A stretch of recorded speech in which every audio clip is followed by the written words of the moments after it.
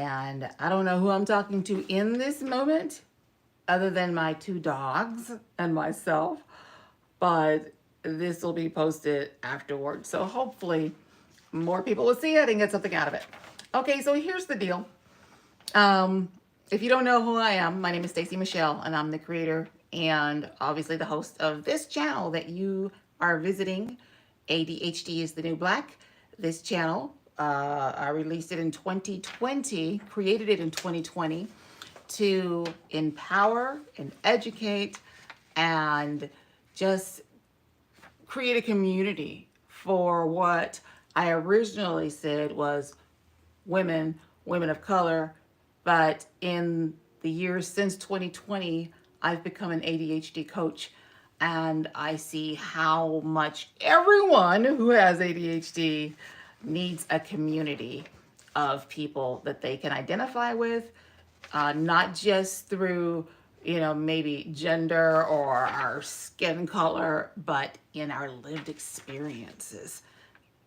We have so much in common with people who look nothing like us, with people who maybe come from completely different backgrounds, completely religious backgrounds, different educational levels. But our common denominator is if we have ADHD, it's so just refreshing and validating to see ourselves and hear our stories in other people. All right, so if you have been following my channel for a while, thank you.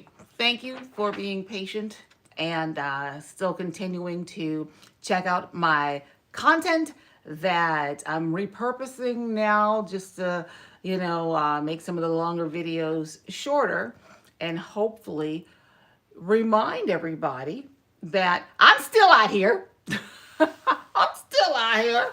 It's been a very rough year though, and I won't get into why I've been away from creating content for over a year now, not in this video, but let's just say, long story boring, no, long story short, I had another death in my immediate family.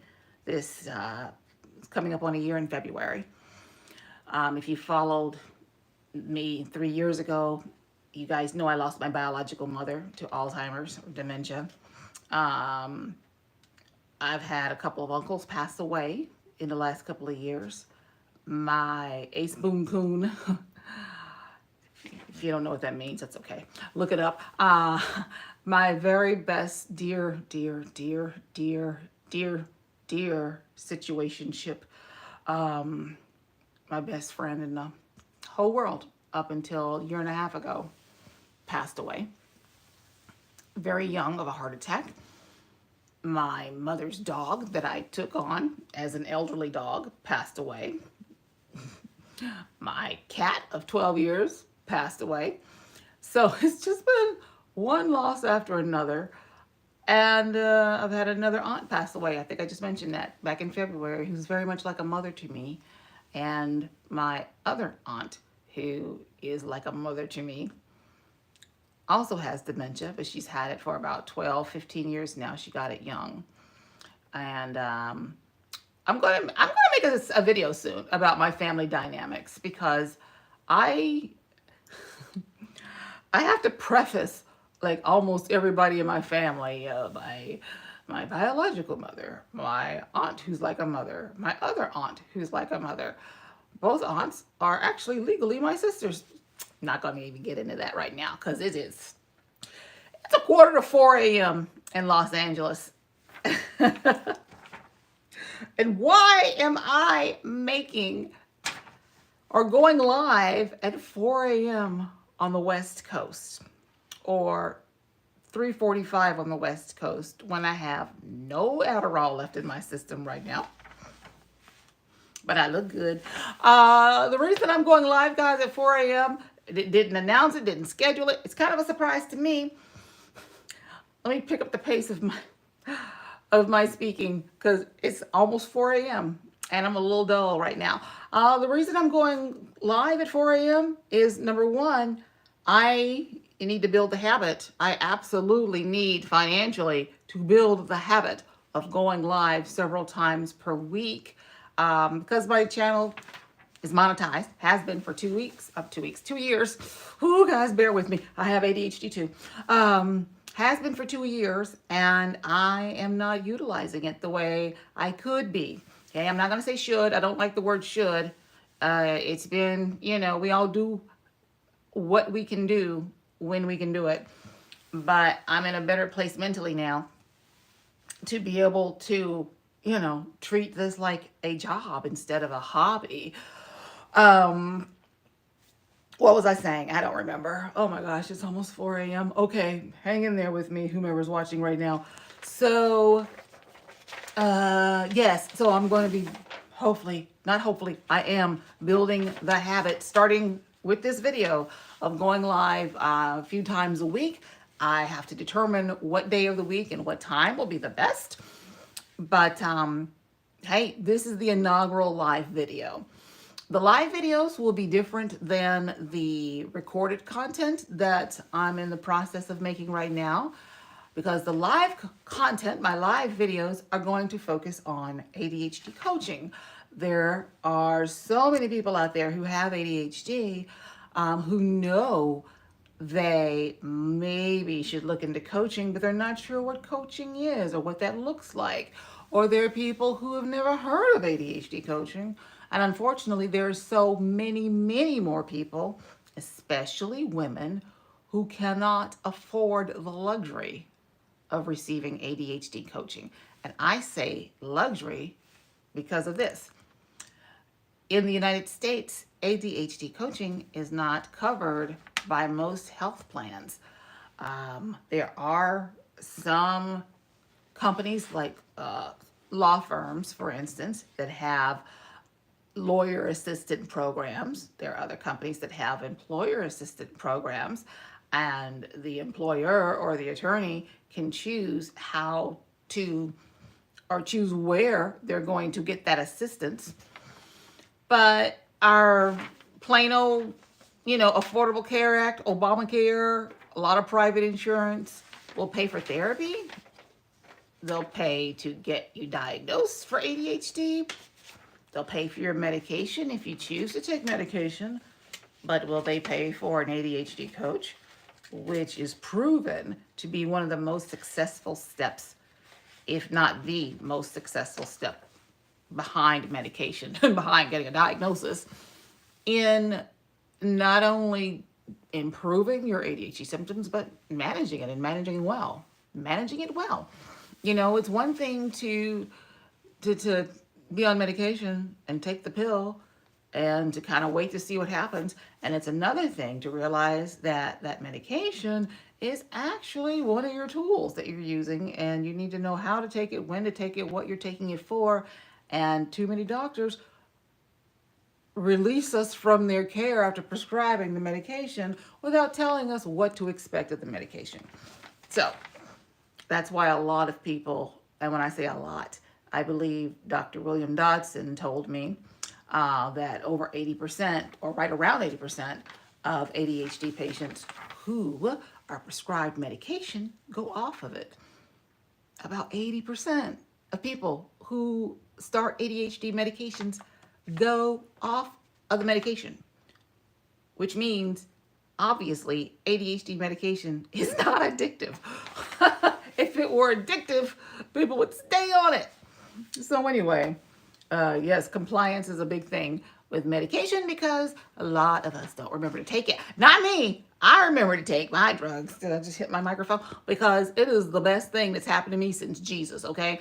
I'm just saying, once you have been on the other side of the medication, you will not want to get out of bed without dosing, because what you can do once you learn to manage the treatment and the meds and the tools and the tricks and all of it, your life just turns around 180. Okay, let me get on with why I started this video. So yes, I am going to start going live consistently a couple of times a week. It's going to be around life coaching. I'm going to have to play that by ear because I haven't really thought about what that looks like yet, but it's going to be amazing.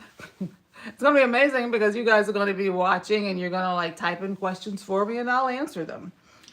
Um, oh, another reason why I am doing this live video at now about 10 minutes till 4 a.m. Los Angeles time is I'm keeping a promise to myself. Yesterday, which in my mind is Thursday, but I guess yesterday is actually Friday. But it's not really tomorrow until you go to bed. So to me, it's yesterday was Thursday. So let's put it this way. All day Friday, all day Thursday, and Wednesday, and Tuesday, and Monday, I've been telling myself I am going to shoot one video. Or no, I said 3 videos before the end of this week. Then I had to scale it back to 1. And I just been procrastinating making this video. Like, just, I didn't want to do it. I did not want to do it. I don't know why I was avoiding it so heavily. No, I actually do.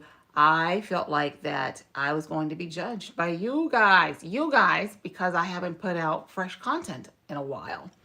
And so I guess I just had the anxiety of being judged and feeling like I have to explain myself why I haven't been producing content. And that doesn't feel good. And I do want to talk about our need as people with ADHD, neurodivergence, to always feeling like we have to apologize and explain ourselves. Let me make a note on that because I'll forget that. I do want to talk about that quickly today, tonight, this morning, whatever time of day it is. What did I just say I wanted to talk about? Give me a second. Explaining ourselves. There we go. So yeah, and I wanted to keep that promise to myself. So this morning, meaning Friday, even though it's 10 till 4 on Saturday morning, this morning, Friday morning, I woke up with that same dread, like, oh, I gotta make this video. And then my day got rearranged very quickly because I am flying home to Alabama in a couple of days. And I remembered that I have not yet renewed my driver's license, which expired in October because I kept putting it off. And I was okay with flying with an expired license because I looked it up. I did look that up. And I saw that the TSA would accept recently expired, government ID, like a driver's license, if it was recently expired, which it was. And I'm like, oh, I'm good. But then I remembered, wait, I'm going to be renting a car when I get home. Do rental companies accept expired driver's licenses? And I looked that up, and I'm like, oh, shoot.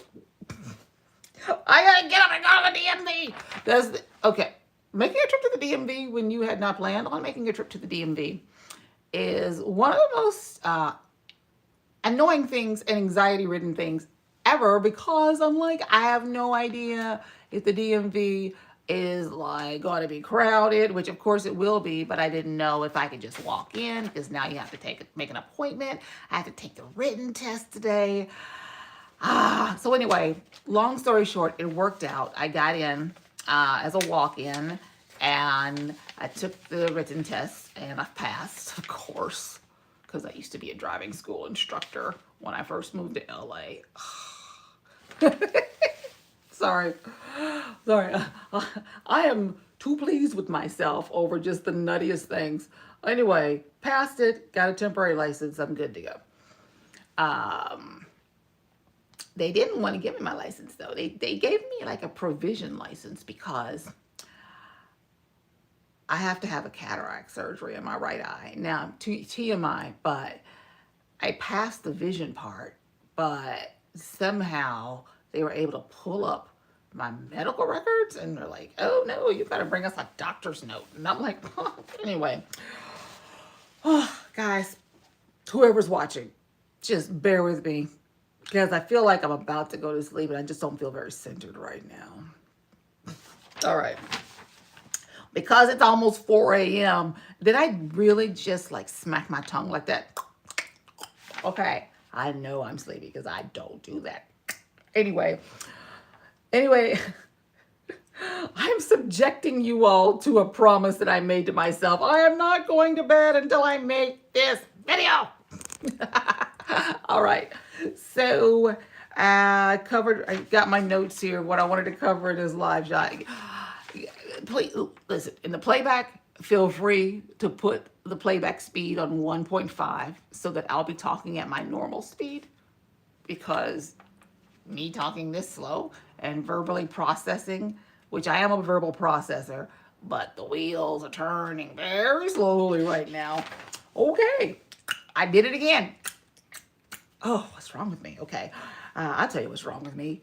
5 minutes to 4 in the morning. All right, so, oh, and that's another thing.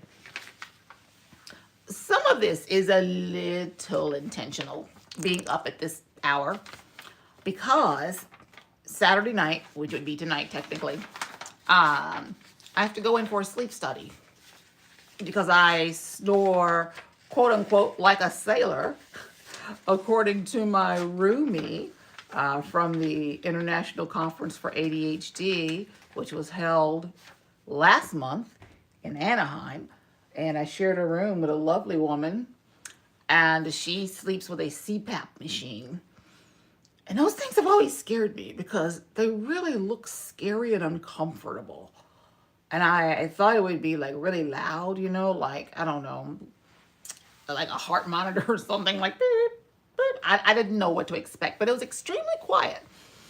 And she informed me the next morning, the first morning after we had, spent our first night there, she was like, girl. She didn't say it like that. She's like Jewish. she didn't say it like a black girl. Girl. Or a gay black man. Girl. No, she was just like, girl, you snore like a sailor. And I was like, yeah, I've been told that. I've been told that. I come from a family of snorers.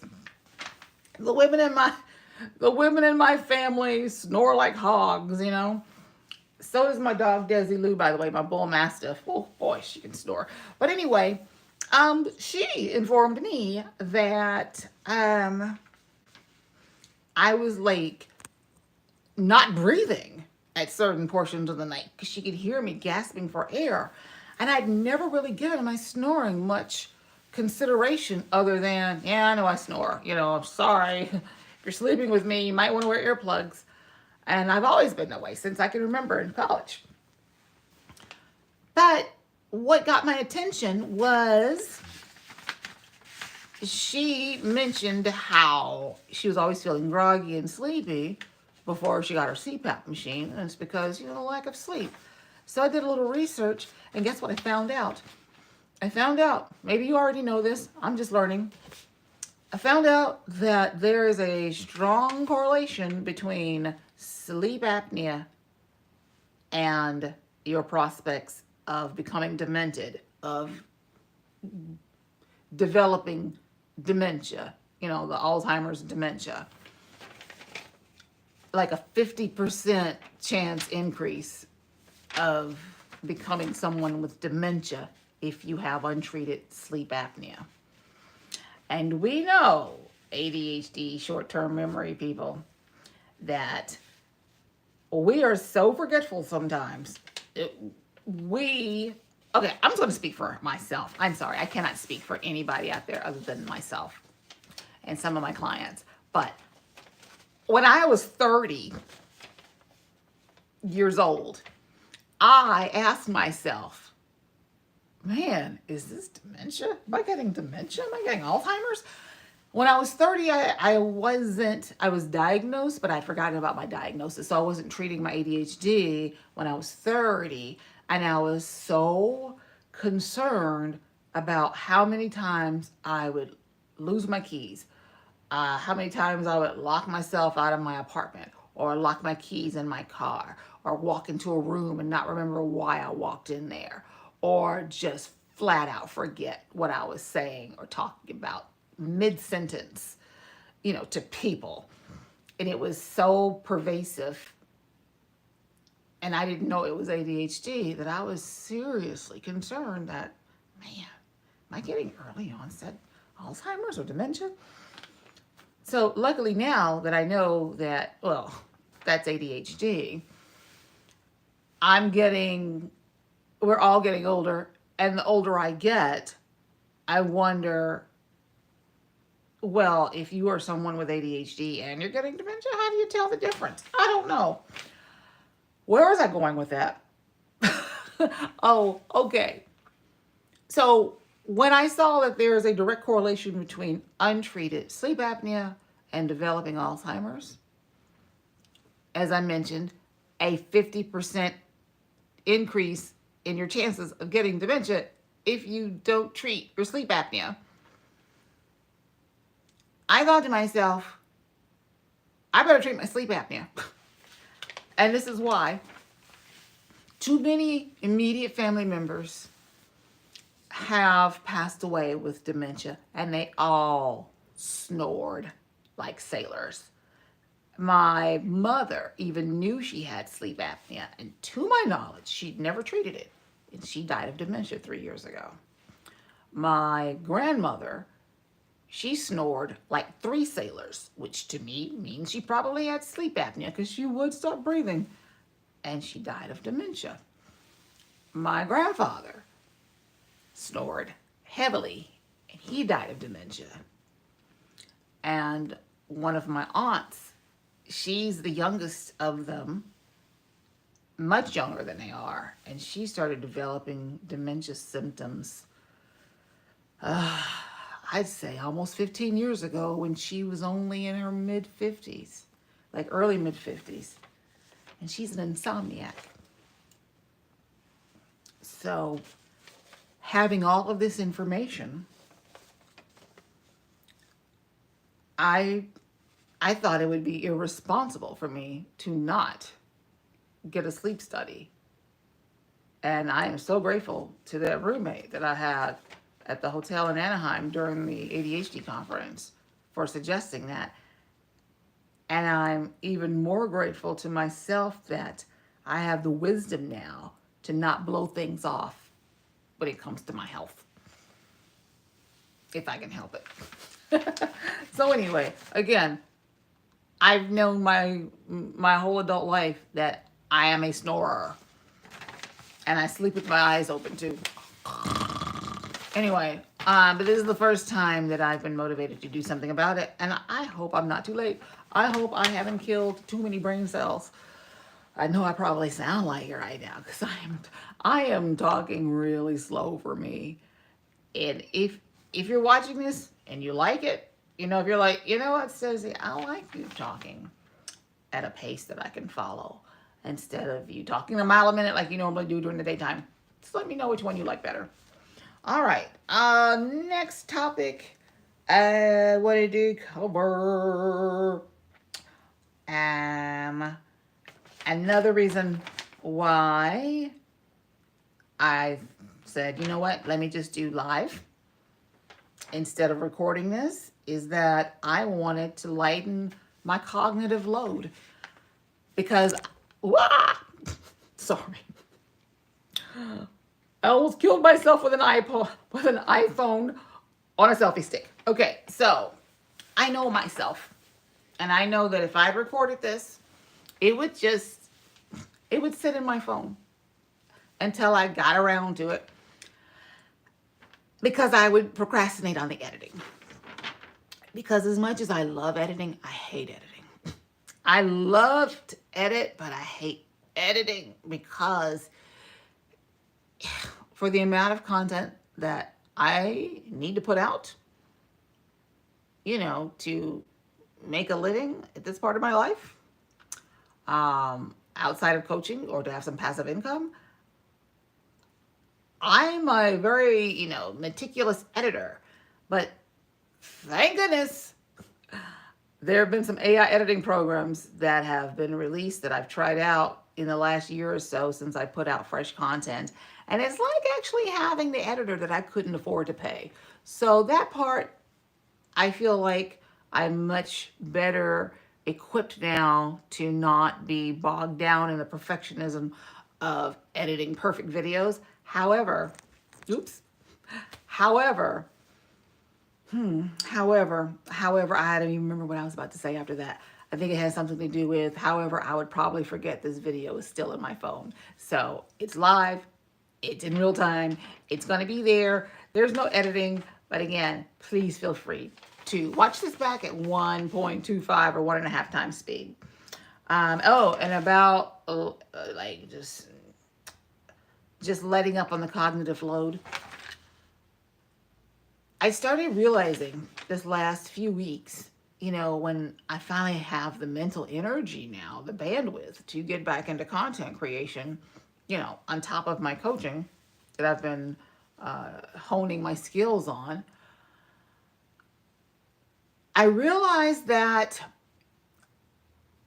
I wasn't prioritizing it in a way that would require me to be okay with living in a not very tidy space, because I have 2 dogs, one of which sheds a whole lot on dark colored floors, and she's a light colored dog. She's light skinned. Anyway, I spend easily an hour at least vacuuming, sweeping, trying to keep the floor clean, because it drives me nuts when the sun, splashes across the floor at a certain time of day and I can see every hair that's on the floor. And it's like, oh, I can't do any work until I clean this up. And so I timed myself about a month ago. I'm like, how much time am I actually spending on things that are important, but they're not that important? Like, they are important, but it is doing nothing to forward the real important work that I want to do. And I just observed myself. And I remember a couple of days that I was observing in 1 week, I was cleaning for about 2 hours, just sweeping and reorganizing, because everything has to be perfect before I can start work. Okay? And if it was just that, maybe I could stop and just go into another room and work. But every room, there's dog hair on the floor. And so so I said, how can I get that time back? How can I get those 2 hours back? And I hope you're not asking yourself, how can I get this 45 minutes back that I've spent watching Stacey Michelle speak at half speed at 10 after 4 in the morning on a Saturday. And so I made a list of the things that I do around here that I use to procrastinate. Productive procrastination, you might want to say, because it's not that the procrastination that I'm doing is not important, like I said, but in that moment, I'm using that to avoid the hard stuff. And the hard stuff is the important stuff, like creating these videos, writing, coming up with topics, editing, all that. So I made a list of all the things that had become productive procrastination for me. And I know that I don't want to spend another day sweeping my life away, just sweeping my life away. So I bought a Roomba. It's off-brand Roomba. It's one of those robot vacuum cleaners. It is the best purchase. It is the best use of my money in a very long time. And it's entertaining. It is so entertaining to watch that little robot thing just spin and, map its way across my apartment. I named her Rosita, by the way. So when Rosita gets a little lazy and doesn't want to touch up under the couch, I have to whip out my little app and be like, Rosita, come back, Rosita, you're not done. Anyway, so that's given me back at least an hour when I run the robot vacuum cleaner, which I found on Amazon on Black Friday, by the way. Again, I don't know the name of it. It's an off-brand, but it's a very good off-brand. And what else did I do? Oh, I on Black Friday I bought one of those under your standing desk, like little mini, what do you call it, treadmill, because I spend more time fretting that I don't go to the gym instead of actually going to the gym. So I now have no excuse, because whenever I stand at my desk where my desktop is to edit, check it, do whatever I'm doing over there, the only way I can get to it is if I stand on that treadmill. And if I'm going to stand on that treadmill, it's at an angle, it's at an incline, a slight incline. That's a little uncomfortable until I turn it on. So I'm trying. I'm like reframing, you know, old schedules that used to work for me, don't work for me anymore, but I need to lose weight. Okay. What else did I want to cover? Sleep study, I talked about that. And yes, I think I covered all the topics. I was going to talk about, until I changed my mind on the fly, I was going to touch on, but it deserves more time than a touch on, about how we with ADHD, how we tend to undersell ourselves or undervalue our experience, and how we are always feeling like imposters. I don't want to say always, but how we tend to, or we're more susceptible to feeling like imposters, or we are feeling like we're not as accomplished as we could be because maybe we've had more career changes than non-ADHD people. Maybe we have just lived our lives in a way that it supported us. Maybe it was on our route to finding our way, but the things we tend to do tend to be a little more complex and complicated than maybe an average neurotypical person would experience. Because, you know, a lot of us, we can learn very complicated things pretty quickly and apply them until we don't want to do that anymore. And then we move on. So that leaves what we feel like in our wake is a lot of unfinished work or unfinished goals. We get the sense that, oh, I can start anything, I can do anything if you just show me how to do it. But then I always like move on to the next thing when something else looks better. And I feel like sometimes we unfairly judge ourselves or hold ourselves to a standard that's not our standard, and it makes us feel bad. So the next time I go live, I'm going to address that. That's it. What time is it? Oh, I did it. I stayed dressed. I kept my lipstick on all day until I turned this camera on and went live. If you're watching this, whenever you're watching this, thank you for watching this. Please give me a round of applause. Give me a round of applause for actually doing this, because I didn't want to do it. I didn't want to do it, but I did it. I did want to do it because I missed communicating with those of you who have, trusted me for reliable information about ADHD. And that's one of the reasons I feel so bad that I have not put out fresh content in the last year, because I feel like, oh my gosh, just abandoned my audience. And then another content creator, Jessica McCabe, actually reminded me, hey, or was it Renee Brooks? One of them reminded me that, hey, your content is always out there. New people are going to keep finding your content.